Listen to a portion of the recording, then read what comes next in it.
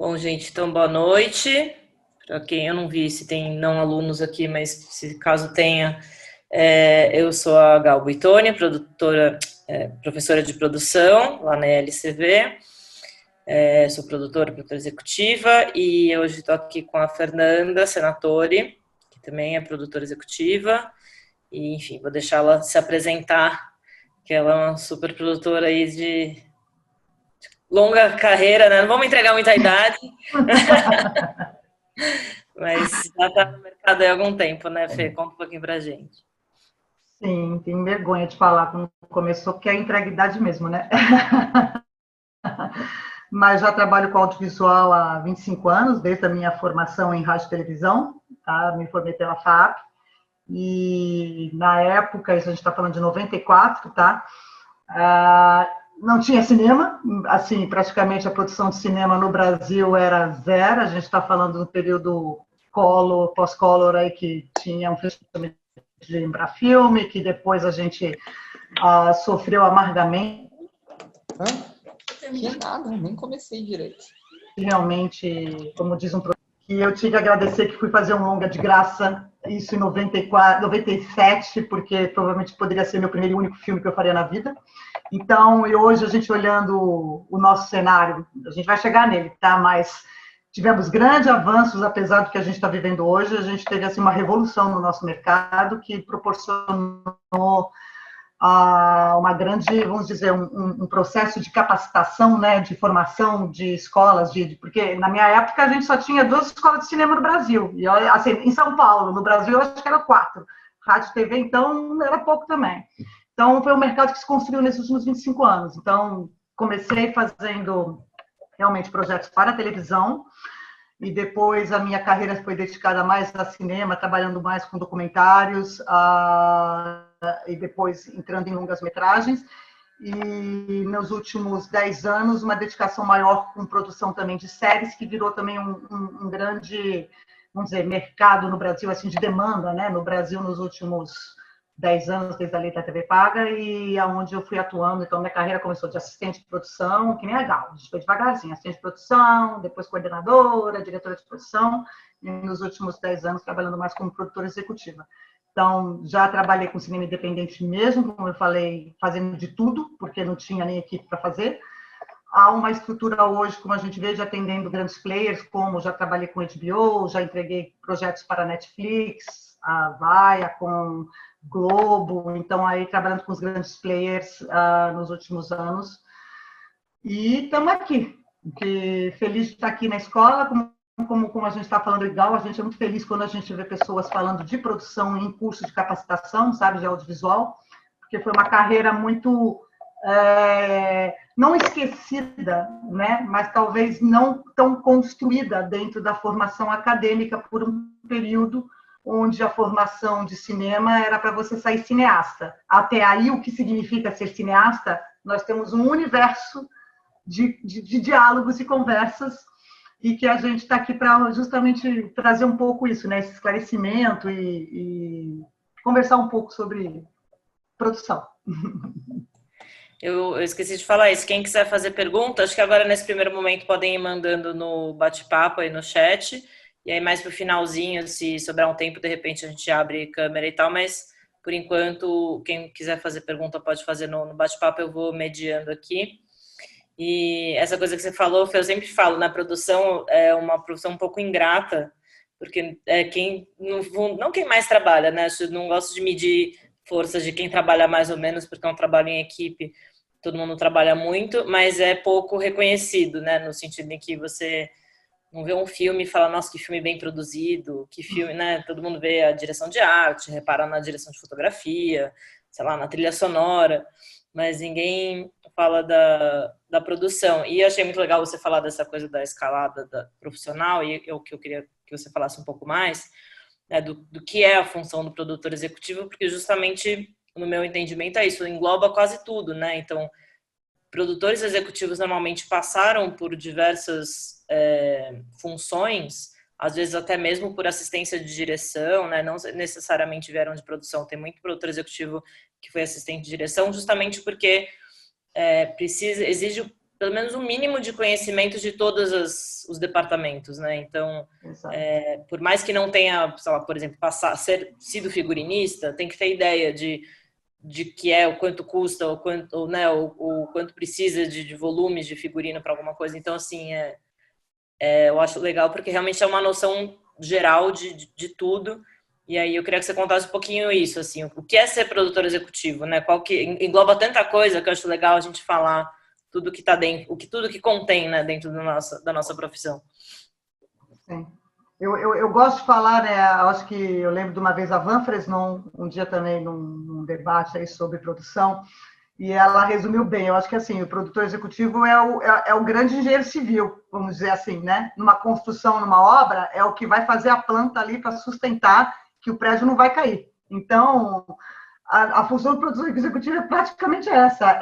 Ele tem esse desenho geral de um projeto, é ele que vai entender a partir de uma história que está no papel, né? Então, de novo, no imaginário da cabeça de um diretor, e que ele vai traduzir todo esse universo que está sendo dito ali para ele, que ele colocou e que ele está lendo num papel, que ainda às vezes não é nem um roteiro finalizado, às vezes é uma ideia, né?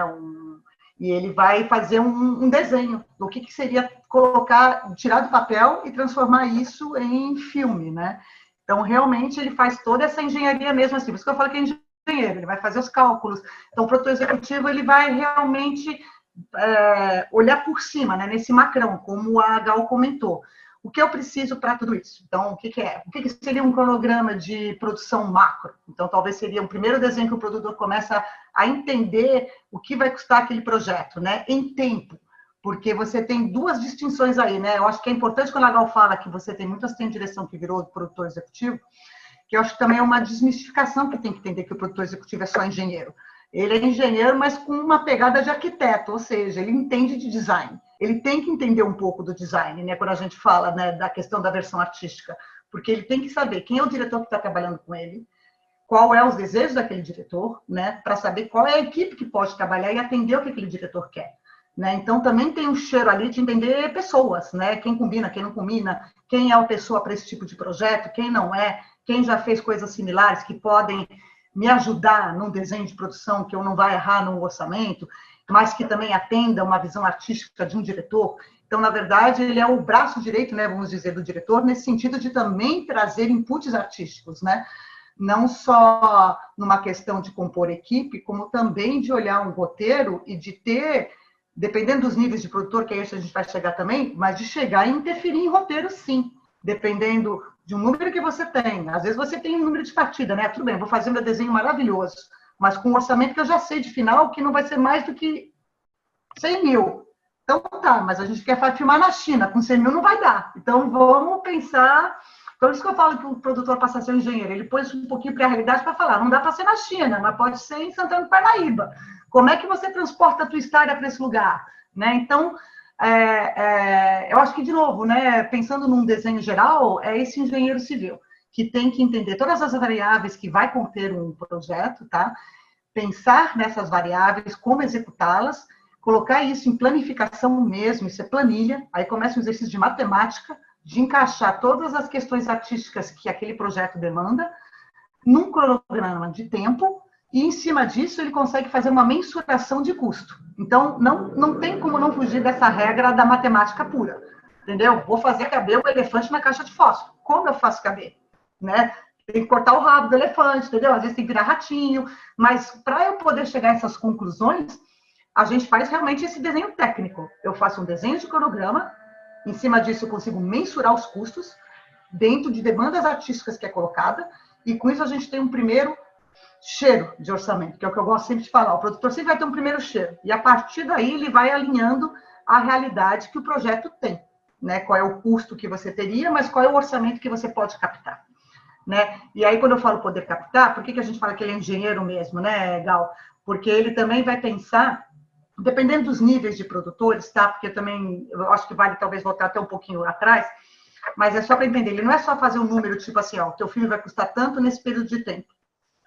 Mas como é que eu levanto o dinheiro disso? Aí o produtor também tem essa função, né? Assim, dentro de uma ampliação de função, o produtor vai chegar e falar, então tá, você precisa de 1 milhão? vamos entender qual é a composição da sua empresa, que tipo de captação você pode ter. Quais são as leis de incentivo hoje que permitem que eu possa buscar recursos com leis federais? Ou como eu vou buscar recursos, talvez, de uma venda direta com um canal onde eu vou ter ali um dinheiro de entrada bom, que me cobre tudo? Ou como eu vou participar de alguns editais que se enquadram com o meu projeto?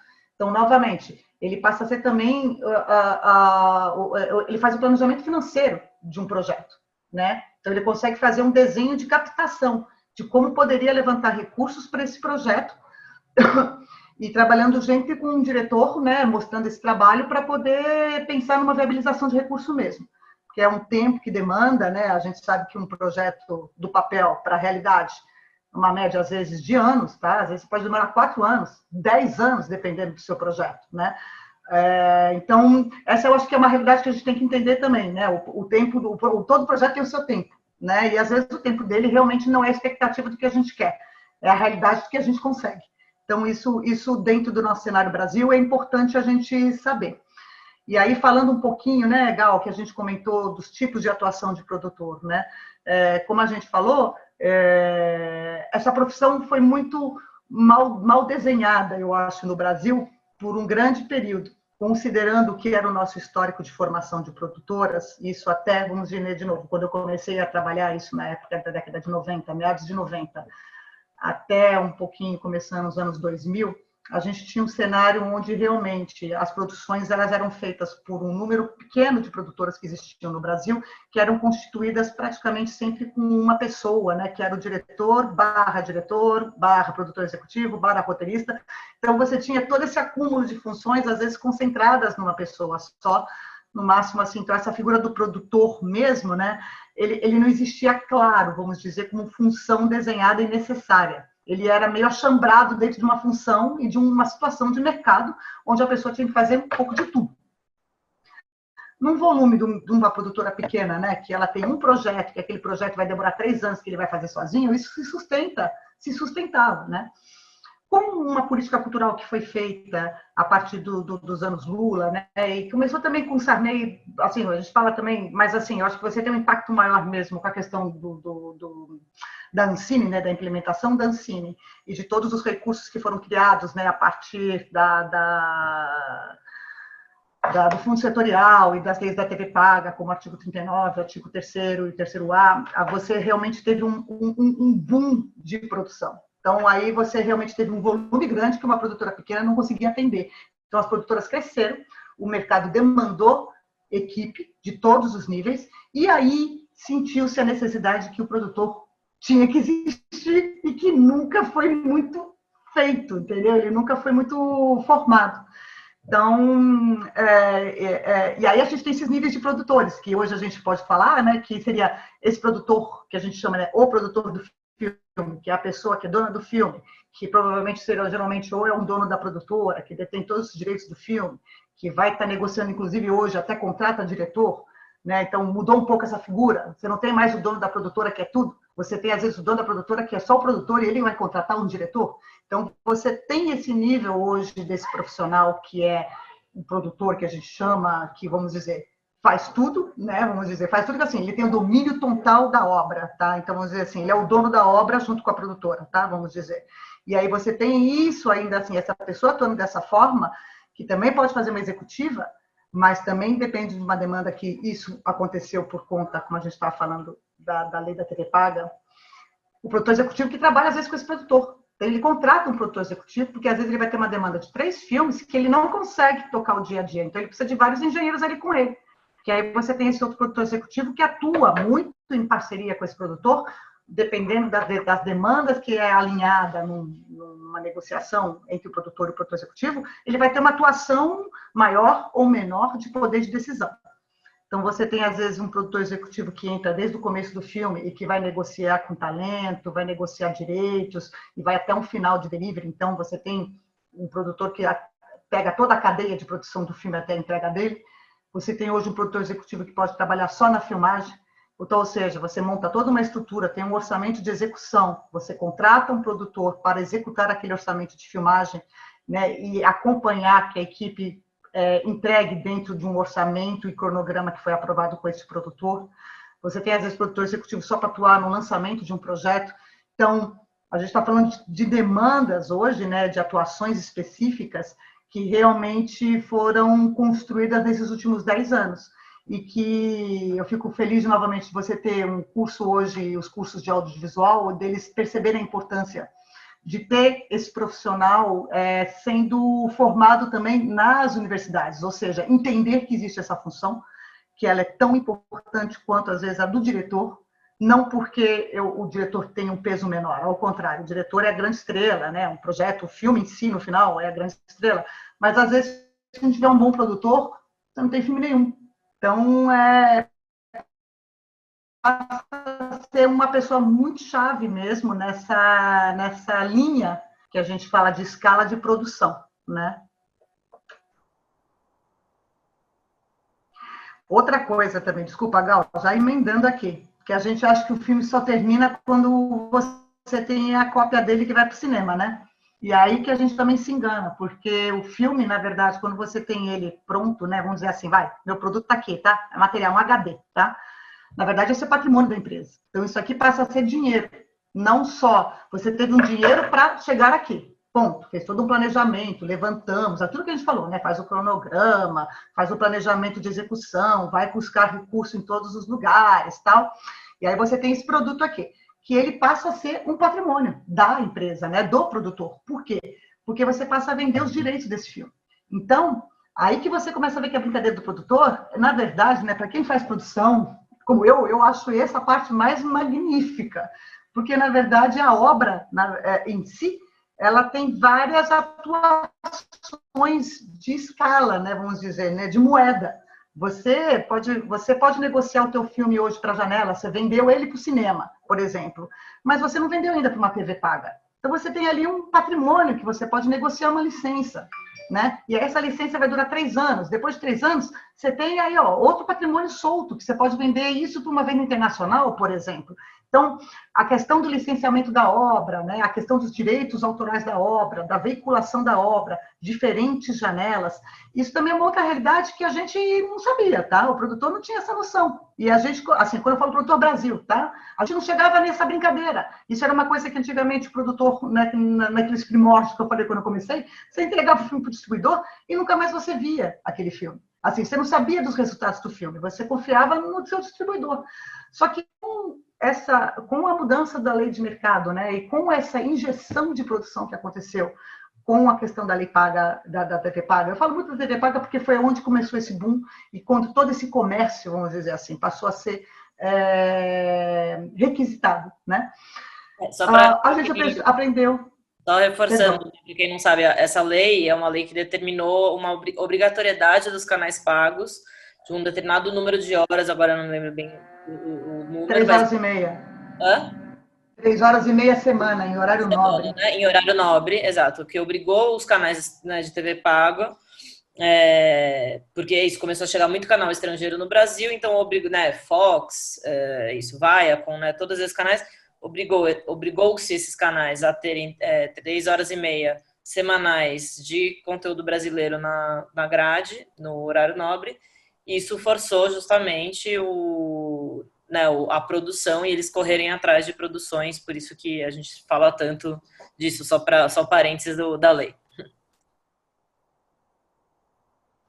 Não é, e aí aprendemos a ver que existe todo um trabalho de direito autoral, que o produtor passou a entender que o seu filme, ele é dinheiro por muito tempo. Então, na verdade, o que a gente chama de cauda longa. Depois que o seu filme terminou, ele é só um pedacinho, é o começo da vida do seu filme, que vai ser eterno para quem detém os direitos, e que, novamente, você tem ali um patrimônio que você vai poder sempre estar negociando no futuro. Então, é isso, assim, é entender que essa monetização da sua obra passou também o produtor a ter que entender também sobre contratos, licenciamentos e vendas de direitos, que era uma coisa também que antes não acontecia.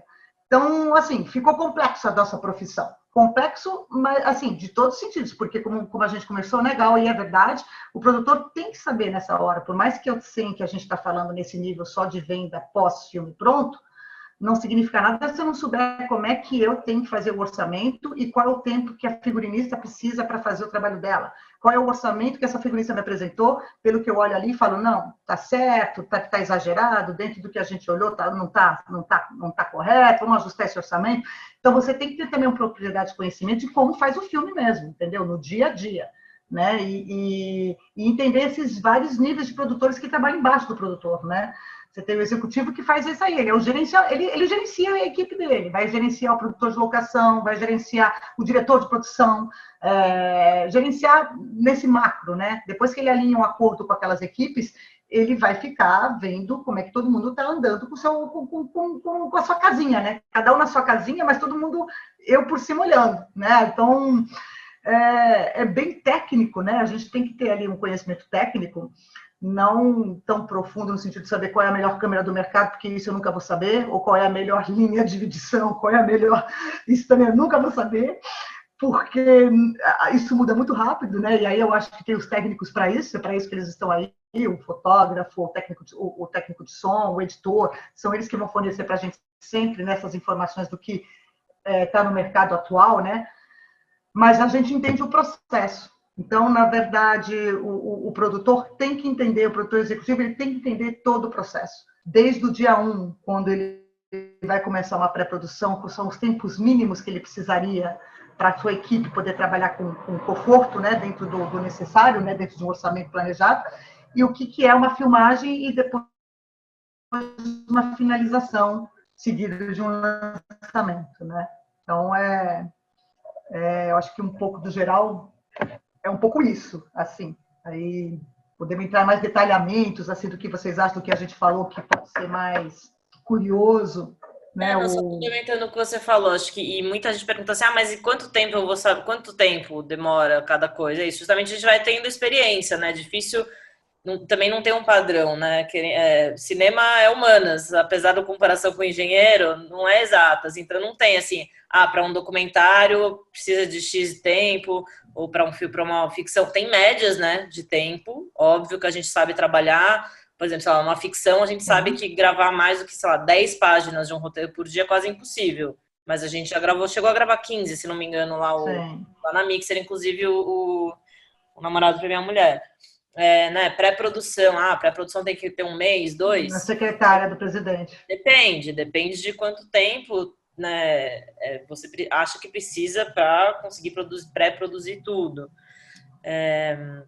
Ou quantas diárias para um documentário. Esse documentário é um dos que a gente menos tem regra, porque pode ter 5, 10, pode ter 100. Fê, tá aí?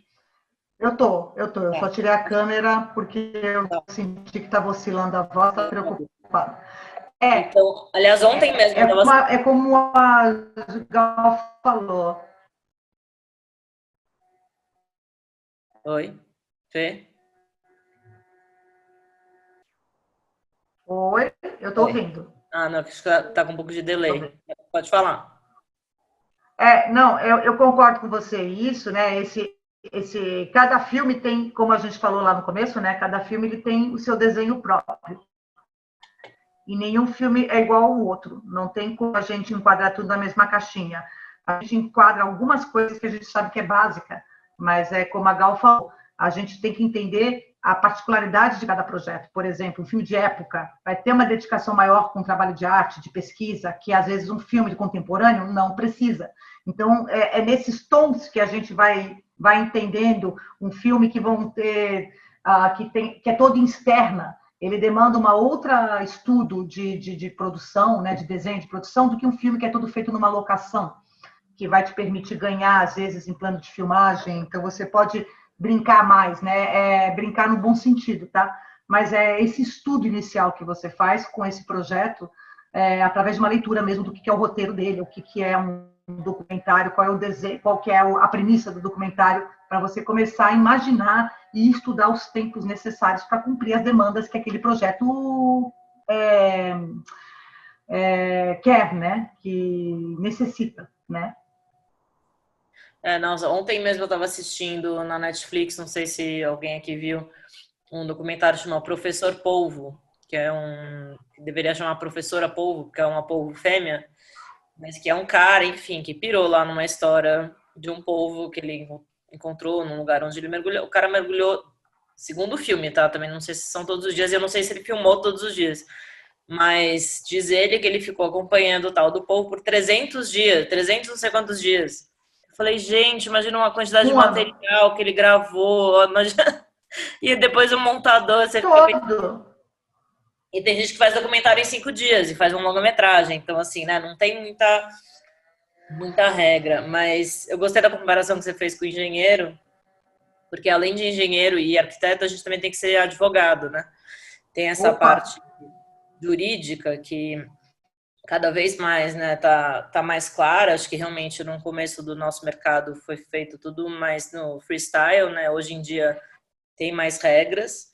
Mas eu estava vendo agora, depois eu posso aqui pôr o link no bate-papo, a Krishna Marron, que eu já falei também do canal dela no YouTube aqui, que chama Imprensa Marron, tá fazendo uns vídeos de dicas jurídicas bem legais, porque são as dúvidas que todo mundo tem. Ah, precisa de autorização de uso de imagem se eu filmo na multidão? Precisa de autorização da marca, se a marca aparece? E ela pôs uns videozinhos bem explicadinhos por uns advogados parceiros, porque além de tudo a gente ainda precisa pensar também, né, nessa parte jurídica, e isso é isso, né, mais um capítulo, né, dentro da função de produtor. Só Da ia nossa voltar no que você função. falou também para complementar das camadas, né, de produtores. Inclusive foi assim que a gente se conheceu, né? Eu fui contratada na Mixer para fazer só a pré-produção e a filmagem de uma série que chama Secretária do Presidente, que foi para o Multishow. Ou seja, isso, eu já tinha um orçamento feito, que me foi dado, né? E eu teria que cumprir com aquele orçamento. E a pós-produção também não era meu problema. Óbvio que eu tinha que saber como entregar tudo para pós, bonitinho e tal, e conversava com o pessoal de pós-produção, mas não acompanhei até a pós, né? Diferente, por exemplo, da Endemol, que eu acabei de fazer um trabalho para a Netflix, que eu fiquei até entregar a última master, ter certeza que estava tudo certo, que todos os contratos tinham sido entregues. Enfim, e esse tipo de produtora, nessas produtoras maiores, foi um pouco do que você falou, né, Fê? Tem justamente produtores executivos acima, né, nessa hierarquia, vamos dizer assim. Então, os sócios da produtora normalmente são esses os produtores, né, como a gente chama dessa forma que você falou, que são os donos dos filmes, dos projetos e tal. Aí tem produtores executivos que às vezes são os coordenadores, que era o seu Sim, caso, né, na Mixer, e que contratam produtores para cada projeto, né? Então, e cada produtor executivo ainda contrata todo o resto da equipe. Ainda é realmente exato. Uma uma cadeia. cadeia. Exatamente, de atuação, e que, como você falou, né, é uma cadeia de atuação e que não deixa de fugir nas responsabilidades que você mesma colocou. Por mais que você seja contratado, às vezes, para fazer um período só da filmagem ou na supervisão de vários projetos, não importa. Você tem um know-how, você vai ter que ter um know-how jurídico mínimo para garantir que a obra não tenha problema de veiculação. Então, essa é a grande demanda. E realmente, assim, então você passa a ter esse olhar do tipo, tudo tem que ter contrato, sim, todos os técnicos têm que estar contratados, tem que estar coberto seguro, tem que ver também como é que está o talento, entender ali o que pode filmar, o que não pode filmar, marcas que não podem aparecer. São vários detalhes que a gente acha que ninguém nunca pensava, né? Que tem, e é o clearance, que a gente chama até, né, Gal, que se fala no mercado, que é garantir mesmo que você fez o clearance da obra, ou seja, quando você entrega ela, seja para o player, né, do canal, ou para o distribuidor, que também, a janela que vai exibir, você assina uma garantia de que tudo que você está entregando ali está liberado. E caso isso não esteja, o problema cai na produtora. Por isso que toda essa questão, essa cadeia, independente de ser do produtor até o produtor de casting, que vai ser coordenado pelo produtor executivo, toda essa cadeia aí, né, de equipe que trabalha na aba da produção executiva, a gente tem que ter esse olhar sério mesmo com o jurídico.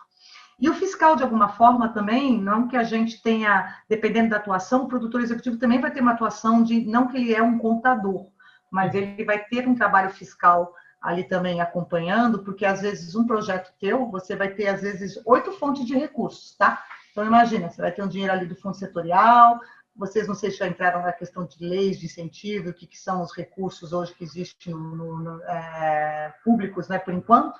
Eu dei já um panorama meio rápido para eles. Legal, mas então, cada lei exige uma prestação distinta. Então, se você pegou um recurso no edital do ICMS, você vai ter ali uma regra de prestação de contas que tem que seguir. Se você pegou um dinheiro do artigo 1º, tem uma outra regra que você tem que prestar junto a uma receita, assim, né, ao nível federal. Se você tem ali um player que às vezes tem uma particularidade de prestação de auditoria, você também vai ter. Então, imagina, às vezes você tem 9 fontes de recursos, 9 tipos de prestação de contas, 9 tipos de documento que vai vir diferente. Cada projeto, entendeu? Você vai ter que fazer um planejamento de saída, que fonte vai pagar o quê? Né? Então começa, né? Tem um orçamento final, dependendo, assim, ele pode ter 40 rúbricas, um orçamento pequeno, simples e bonitinho, que é um sonho de produtor, né, Magal, pegar um orçamento com 40 rúbricas, até um que você vai ter lá 1.300 linhas no orçamento. Então, imagina, 1.300 linhas são 1.300 tipos de pagamentos que você tem que saber como vai ser feito esse pagamento, de qual fonte e como ele tem que vir comprovado. Então, é isso, eu já tive um projeto que a gente tinha que fazer tabelinha, qual fonte vai sair de qual, porque tem uma demanda de entrega fiscal seríssima. Você tem que vir com a descrição do projeto, qual é a lei que está pagando ali, porque isso você vai estar depois prestando contas você vai apresentar relatórios para cada fonte de recurso.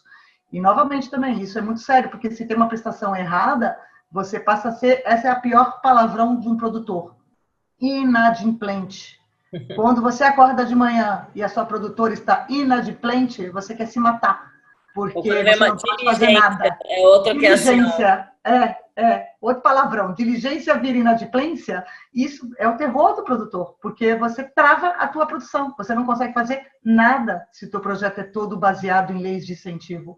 Então, é muito sério mesmo esse controle fiscal e jurídico, para que a produtora esteja apta sempre a estar em execução.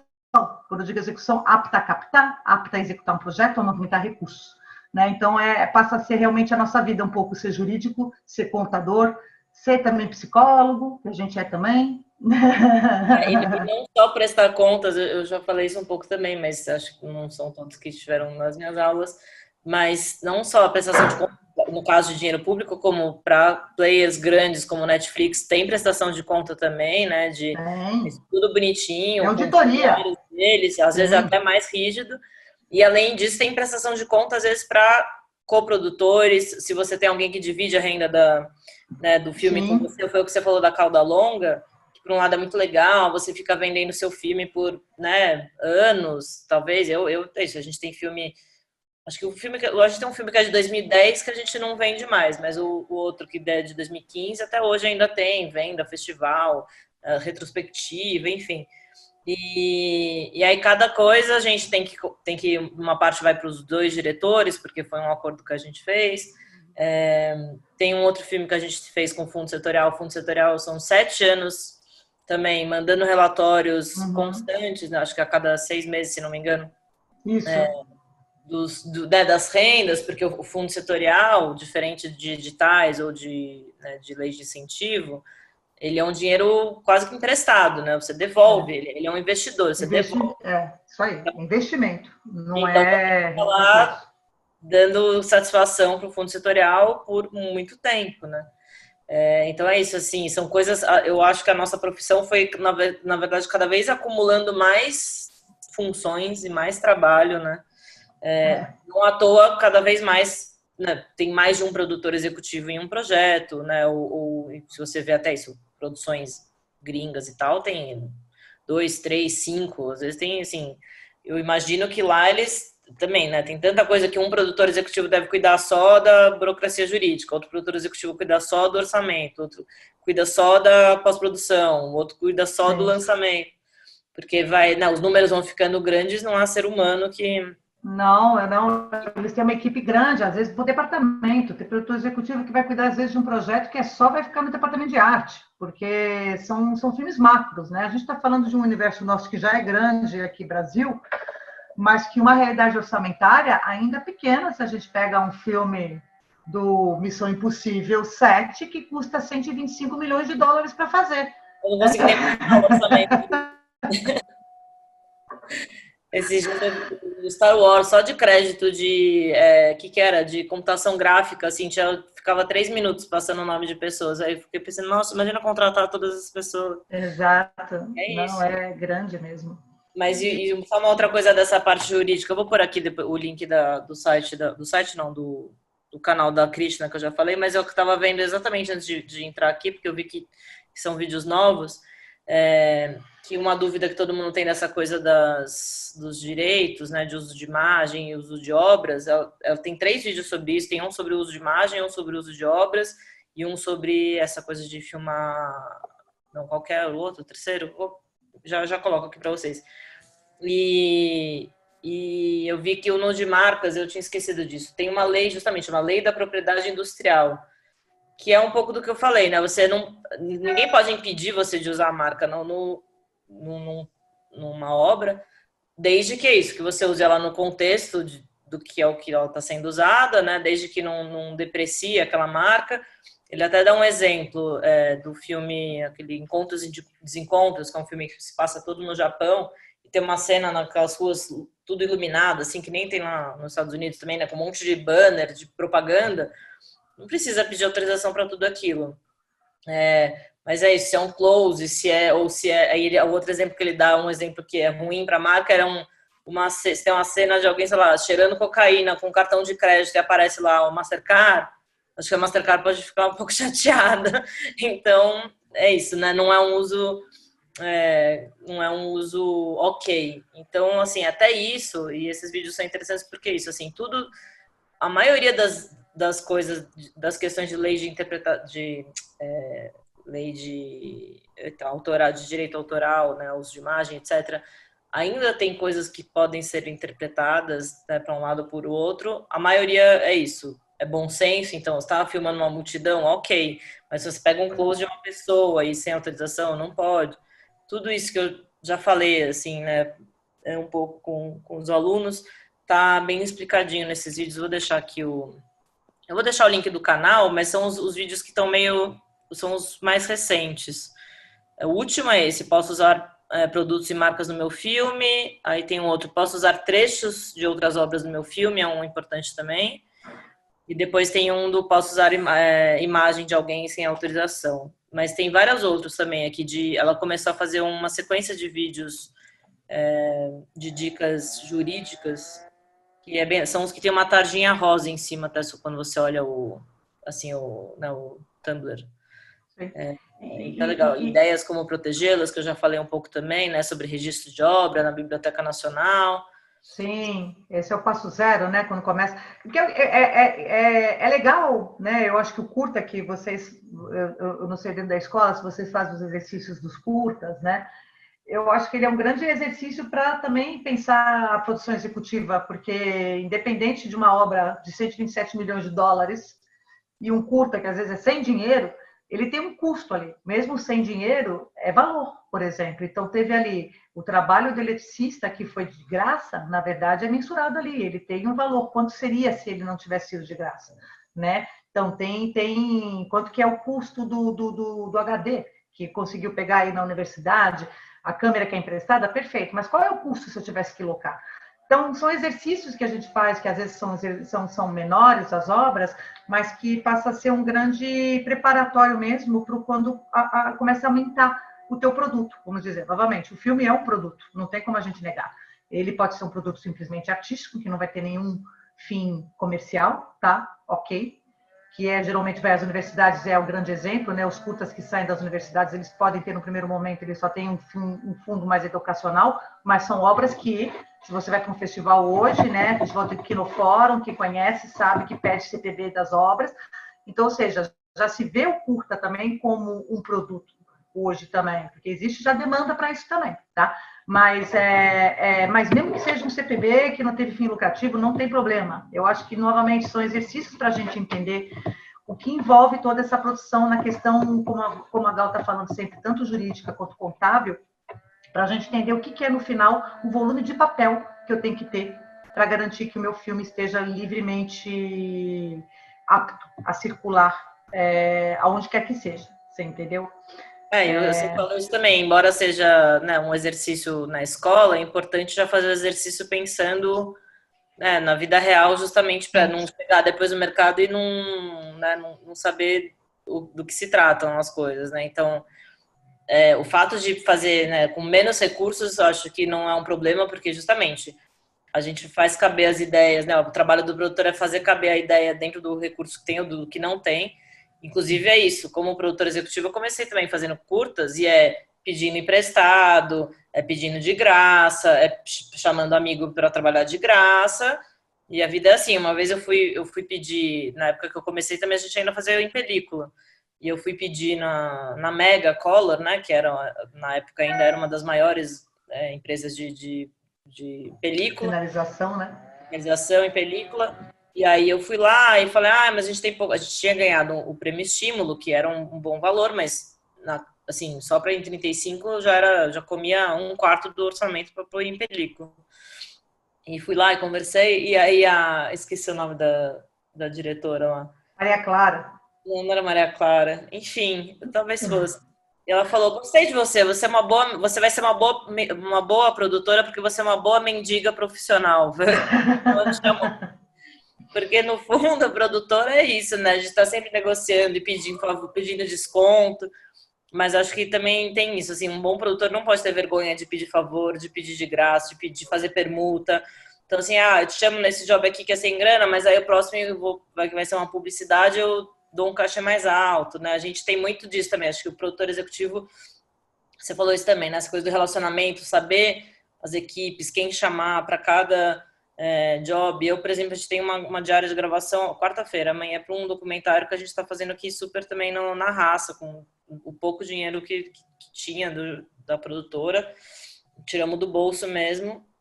E aí é isso, eu não posso chamar o técnico de som que faz Netflix e cobra R$ 1.000 a diária. Eu preciso chamar alguém que tope um cachê mais baixo, que é isso que eu sei que se ela topar, depois eu posso também pôr isso em outros trabalhos, né, para ajudar, enfim.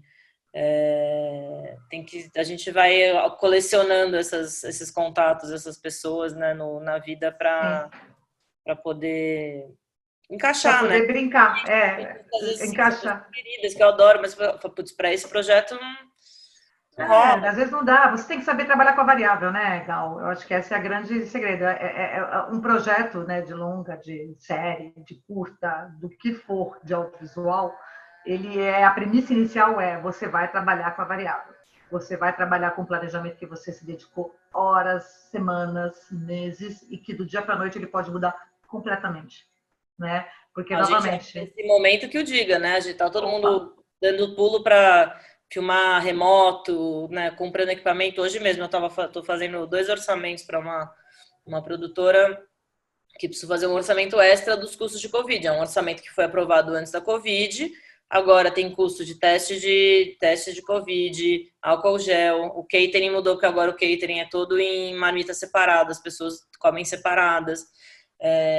O teu plano já mudou, porque com certeza o teu rendimento de filmagem hoje com o protocolo vai cair, como a Cláudia falou. Hoje você fazia uma média, dependendo do projeto, que você podia garantir que fazia 10 páginas no dia, agora você caiu para 3. O que impacta isso em plano de filmagem que antes estava orçado e que você vai ter que aumentar em diária? Então, a gente brinca, eu brinco para todo mundo que quem é produtor executivo não vai ter mal de Alzheimer, como um assistente de direção, porque é um cérebro, você tem que trabalhar toda hora, descasa, volta para cá, como é que simula aqui. Então, é constante mesmo você saber que a variável vai existir, o imprevisto vai acontecer, né, e que você vai ter que mudar tudo que você planejou do dia para a noite. E foi o que você falou, né? Então, justamente dá um mero trabalho técnico também, né, uma coisa bitolada e só de planilha, porque tem que saber achar soluções, tem que saber né, encontrar caminhos, tomar decisões rápidas, né? Eu tive no começo do ano fazendo uma série para Netflix, a gente filmou todas noturnas, então a gente acabava, sei lá, 5 da manhã, e às vezes a gente tinha que tomar decisões sozinhos, porque não dava para ligar para o dono da produtora, não dava para ligar para o diretor que já tinha ido embora também, já tinha deixado só o assistente lá para terminar a diária. E aí também você chama a responsabilidade na ausência do diretor, na ausência do chefe, né, do produtor executivo da produtora, do sócio da produtora. Às vezes você está ali num momento, foi um momento que a gente pensou em derrubar uma locação, porque era uma locação complicada, que a gente estava vendo que já não ia dar certo. Aí ficou nessa, derruba, não derruba. Enfim, e é isso, tem que, bom, mas se derrubar, tem que ter outra na manga. Então, qual que é a outra locação que a gente vai oferecer, né? É isso, assim, o produtor tem que estar ligado o tempo inteiro, desde isso, problemas com a locação, às vezes problema com o elenco, tem ator que dá piti, tem coisa, né, que a gente sabe também que dá errado, tem gente da equipe que às vezes dá problema, tem problemas de relacionamento que você fica ali... Isso que eu falo, psicólogo. A gente vira psicólogo aí num certo momento. Mas aí o de aulas, né, perguntando, né, no orçamento fechado, que está bem apertado, e aí caiu a casa. Tem, como a Gal falou, acho que tem esse nível aí que o produtor tem uma certa autonomia, que ele consegue resolver, que tem um imediatismo, né, de filmagem, e tem coisas que realmente não tem como, às vezes você vai ter que chegar pro diretor e falar, vamos ter que cortar a página, vamos cortar esse filme, vamos cortar filme. Vamos voltar. Aí por isso que eu falo que o produtor, no final, ele tem que ter, ele tem uma visão artística assim, porque vai ter hora que vai ter que, como a gente fala, né? Vamos ter que ir na carne, não tem o que fazer. Eu tenho que diminuir, teve um problema aqui que a gente vai perder, não posso aumentar minha diária, a gente tem que fechar isso no que a gente falou, como a gente vai fazer caber. Vamos lá olhar o plano de filmagem, vai chegar para o diretor e falar quais são as cenas essenciais, isso aqui você vai ter que adequar, o que você quer, vai tirar essa cena para colocar essa. Começa as escolhas de Sofia, que a gente brinca, tá? Às vezes é ruim, mas isso é realidade meio que constante na nossa vida, tá? E essa coisa do orçamento fechado, que depende, justamente. Tem alguns que mesmo fechados, é o caso desses que eu tô fazendo para uma produtora, tinham sido aprovados há um tempo, mas o cliente, que é a Discovery, está disposta a saber qual é o valor extra e ver o que faz com esse valor. A Netflix, por exemplo, também que super entendeu, mas é isso, são clientes que têm dinheiro sobrando. Se fosse um orçamento de um curta, de um longa, que é dinheiro e pronto, justamente, tem que rebolar. Tira um dinheiro daqui, economiza dali. É isso, como é pandemia, tá todo mundo distante, tá gastando menos não precisou alugar uma base de produção, sei lá, né? Aí pega esse dinheiro e usa para comprar álcool gel. A gente vai adaptando, né, na medida do possível, se o orçamento está fechado e acontece uma coisa dessa. Mas, assim, especialmente com a pandemia, que eu saiba, a maioria dos clientes, né, dos players de grandes produções estavam sendo feitas, né, produções para Netflix, para Fox, para HBO, entenderam que ia ter um impacto no orçamento, a maioria deles topou pagar pelo menos uma parte disso. Mas independente da pandemia, um pouco disso que a gente está falando também de tomar decisão, às vezes você pode levar para o dono da produtora, né? Falar assim, olha, o diretor quer isso, mas não tem e vai custar mais tanto se quiser. Às vezes o dono da produtora fala, não, beleza, eu pago, aí também tudo bem, né? Mas, em geral, a gente tenta resolver isso antes de chegar nesse nível de escala. Nível, Espera não ter que brigar para chegar... Então, justamente o diretor e o produtor executivo tem que ser muito parceiros nisso, né? Para não virar uma briga de que o diretor quer e o produtor não está dando, e aí fica quem que vira um cabo de guerra, né? Porque eu acho que, de novo, né, esse desenho que o diretor que existia, novamente, né, a gente saía do diploma de cinema, era cineasta, né? Então todo mundo saía, quer ser diretor. E aí eu acho que ficou muito essa mítica do diretor, que, de novo, ele tem uma grande importância porque ele é realmente a pessoa que vai trazer a união de todos os talentos ali e vai colocar um filme ali que vai imprimir a qualidade dele ali, né? Mas hoje, ele realmente, assim, dentro do mercado que a gente trabalha, nos últimos 15 anos para cá, o diretor, ele trabalha em parceria com o produtor, senão não rola. Então, é um trabalho que o diretor passa a ter hoje responsabilidade também sobre o orçamento. Existe também essa demanda agora que o diretor ele tem que estar junto com o produtor. Ele sabe qual é o orçamento, ele sabe quais são as dificuldades, porque ele vai ter que estar junto com o produtor empenhado nessa troca-troca, se precisar, ou nos ajustes para poder garantir a parte da obra que vai ser finalizada, né? Porque antes a gente, né... porque existe essa função, só rapidinho aqui, Gal. Novamente, os diretores, eles eram antes uma característica, eles eram os donos da produtora. Hoje não são tantos, assim, essa configuração ficou menor. Você tem ainda os diretores donos de produtora, que são também produtores, e isso segue, vai continuar. Mas o que a gente vê mais caracterizado e que está sendo uma tendência um pouco maior é o diretor ser contratado. Então, novamente, o produtor passa a ser o dono do projeto e ele vai trazer qual é o melhor diretor para aquele projeto. Né? Então, aí, novamente, então você passa a ser contratado, vamos dizer, é uma parceria? Tem que ser do dia zero, mas, de novo, a relação muda. Então, existe uma demanda que o diretor tem que estar hoje ciente, que é qual é o tamanho desse filme, e ele vai trabalhar junto com o produtor para fazer que isso caiba. Então, são decisões artísticas que vão acontecer, que ele tem que estar na pauta lá responsável junto com o produtor, como a Gal falou. Às vezes, dependendo do nível de contratação que você trabalha, né, que você é um produtor só lá para executar a filmagem, tem coisas que realmente ele não vai poder decidir, vai ter que bater lá com o diretor, e o diretor do produtor da casa. E o produtor vai chegar para o diretor e falar, então tá, para ter essa grua com esse carro andando e essas 50 mil figuração, temos que tirar o quê?